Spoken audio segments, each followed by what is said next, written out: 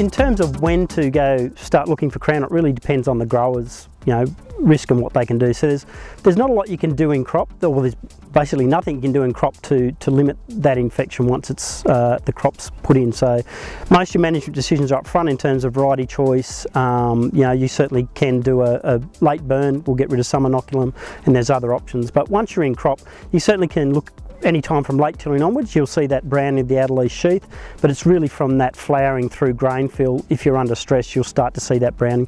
So the browning becomes more pronounced from flowering through to the end of grain fill. Certainly once you do identify you've got an issue there, it's about knowing what the levels are in that paddock. So whether you're in a low or medium or high risk situation with that stubble load there, exactly how much of the fungus in there. So that's when you consult your agronomist and put long-term plans in place. So rotations, you may need 2 successive non-host crops, so chickpea, canola and faba beans are all non-host, to bring those levels down. So this is an uninfected tiller here, which stays still nice and sort of white to yellow.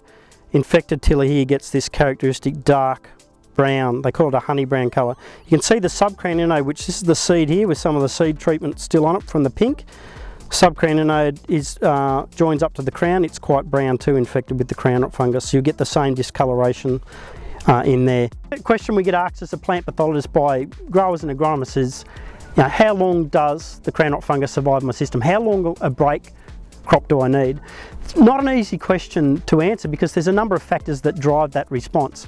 Okay, we know it's a stubble-borne pathogen, so it survives in our previous cereal residues, and to get rid of it out of there you have to actually displace the fungus, and for that to happen you need decomposition or breakdown of the stubble. Okay, stubble inherently has a very high carbon content but has a very low nitrogen content because all the nitrogen has been used to grow the crop and produce the protein grain. So the decomposition, the breakdown, gets limited by the lack of access to nitrogen. So what we need is basically moisture, temperature and time for that to happen. Moisture is the limiting factor. Temperature is usually not a big issue, but we need enough moisture here for the other bacteria, fungi to feed on this stubble and get the carbon out and displace the fungus. So you actually can still do this process in some quite old stubble. Go in there, I'd go between 2 nodes, slice it open, and if you can see this cottony white growth, and it may be pink if you've got enough moisture in the system, then you know you've still probably got the crown rot fungus surviving in your system, so therefore you need more time for that to break down.